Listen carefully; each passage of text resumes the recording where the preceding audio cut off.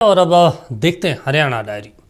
दरअसल चंडीगढ़ में India international dispute week 2026 के इंटरैक्टिव सेशन में देश विदेश के विशेषज्ञ और अतिथि पहुंचे हुए हैं। हरियाणा के मुख्यमंत्री नायब सिंह सैनी ने अपने संत कबीर कुटीर आवास में आए इन अतिथियों का अभिनंदन और स्वागत किया। इस मौके पर सीएम ने इस आयोजन को लेकर खुशी जताई और कहा कि हरियाणा भी इस दिशा में सक्रिय भूमिका निभा रहा है। उन्होंने कहा कि प्रदेश में सरकार ह्यूमन डेवलपमेंट, बुनियादी ढांचे के विस्तार और प्रशासनिक सुधारों के माध्यम से एक ऐसा वातावरण तैयार किया है जहां उद्योग और व्यापार तेजी से आगे बढ़ सकें।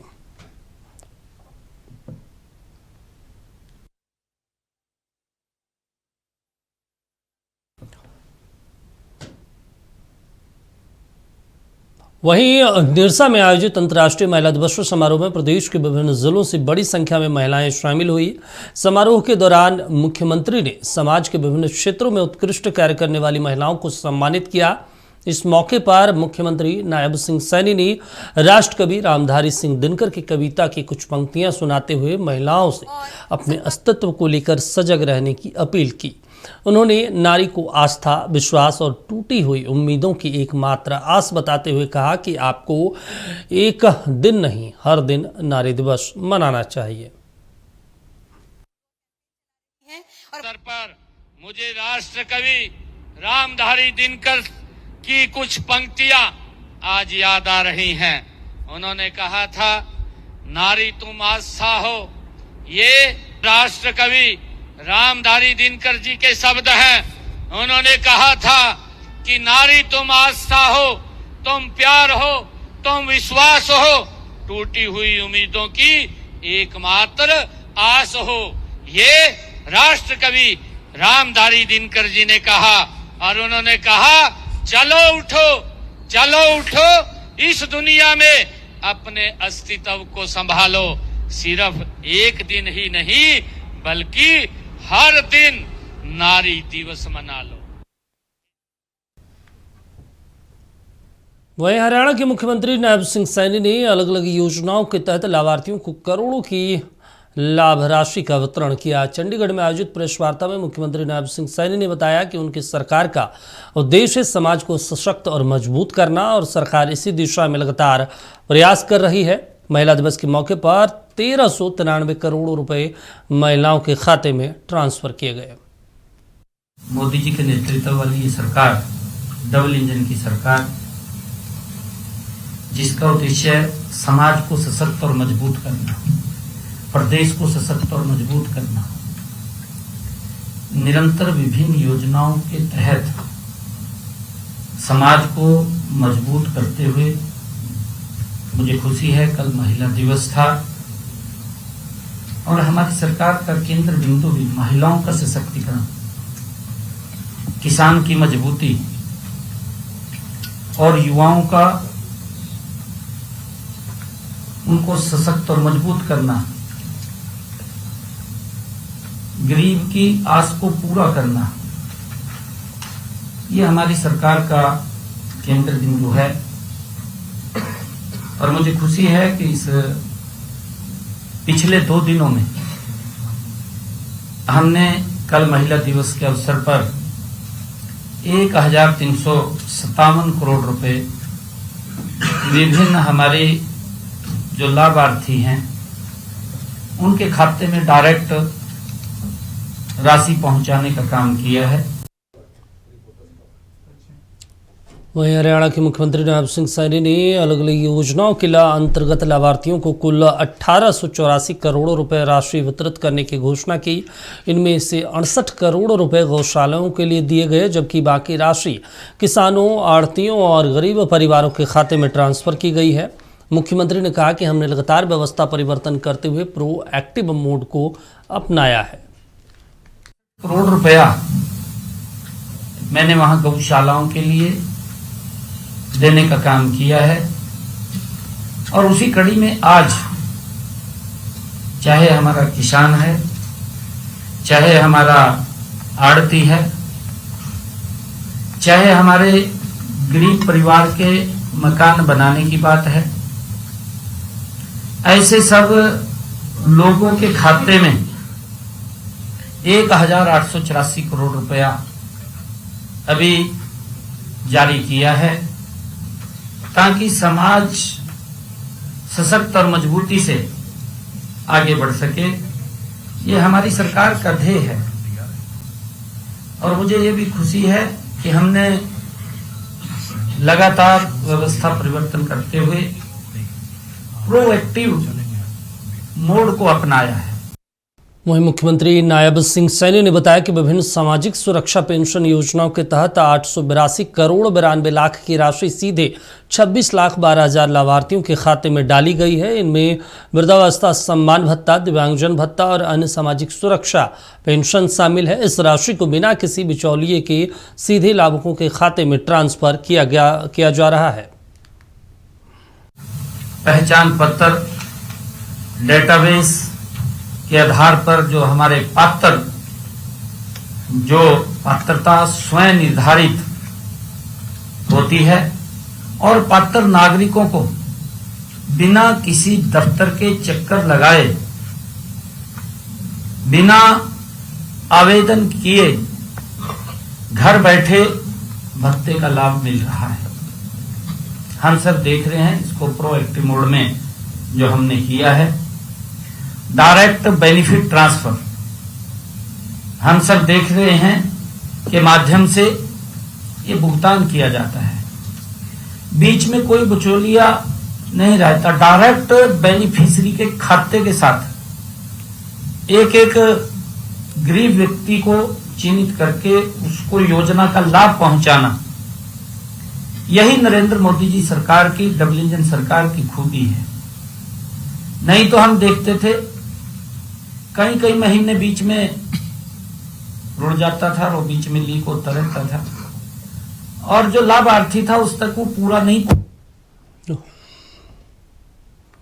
वहीं मुख्यमंत्री ने कहा कि तमाम योजनाओं के जरिए सरकार समाज में सुधार करने का काम कर रही है।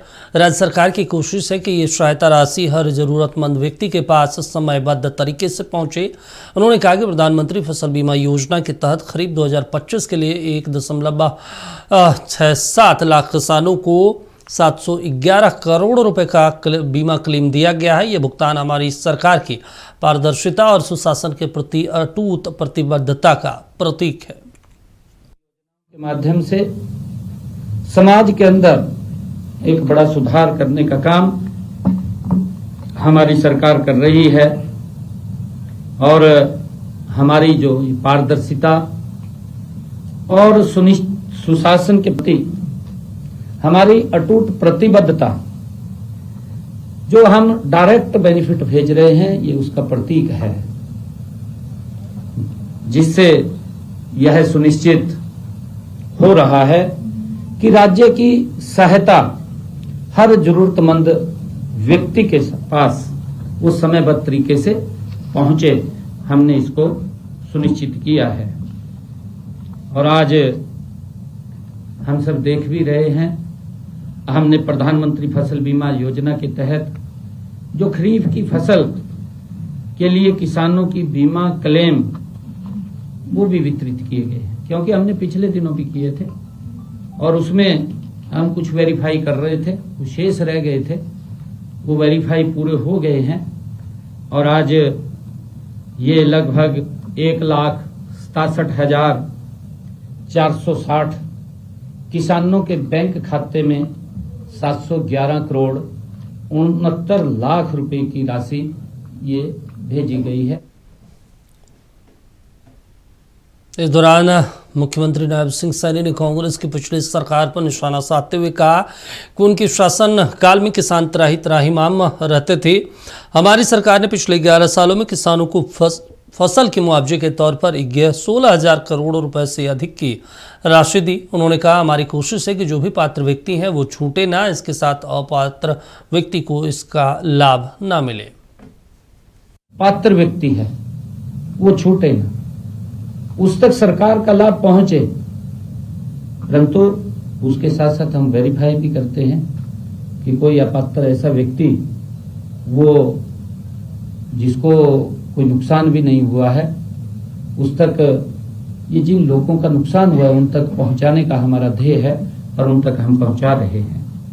और इसे मिलाकर के पिछले 11 वर्षों में किसानों के फसल के मुआवजे की अगर हम बात करें, पिछले 11 वर्षों में जो प्रधानमंत्री फसल बीमा योजना के तहत अब तक लगभग मैं बात करूं तो 11 वर्षों में ये 16,160 करोड़ रुपया हमने पहुंचाने का काम किया है। एक बड़ा, ये अगर हम कांग्रेस के कार्यकाल का पिछला देखें, पिछला अगर उनका 10 साल का कार्यकाल देखें, क्योंकि 70 चल रहा है और बार बार विपक्ष इस बात को उठाता है कि आप पुरानी बात करते हैं।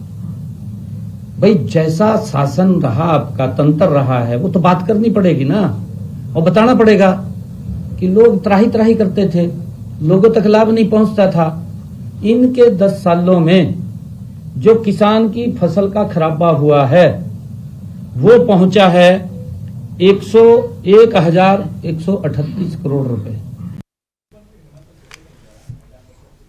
वहीं चंडीगढ़ में आयोजित प्रेस कॉन्फ्रेंस में मुख्यमंत्री नायब सिंह सैनी ने कहा कि आज प्रदेश के 11,199 आढ़तियों के खाते में 56 करोड़ 97 लाख रुपए जारी किए गए हैं। वैसे धान और बाजरा पर केंद्र की ओर से तय कमीशन भी मिलता है, लेकिन आढ़तियों ने जब कमी की शिकायत की तो राज्य सरकार ने अपने खाते से अतिरिक्त राशि का भुगतान किया। का जो कमीशन की बात है, आज प्रदेश के लगभग 11,199 आढ़तियों को आज हमने यहां से 56 करोड़ 97 लाख रुपए की राशि सीधे उनके बैंक खाते में पहुंचाने का काम किया है। जैसा अभी हमारे विभाग के अधिकारी ने भी बताया है कि हमने पिछले दिनों निर्णय किया था कि केंद्र सरकार जो भी प्रोक्योरमेंट आढ़तिया के माध्यम से हम करते हैं, वो चाहे धान की हो चाहे अन्य फसल की हो, उसका एक कमीशन तय केंद्र सरकार देती है।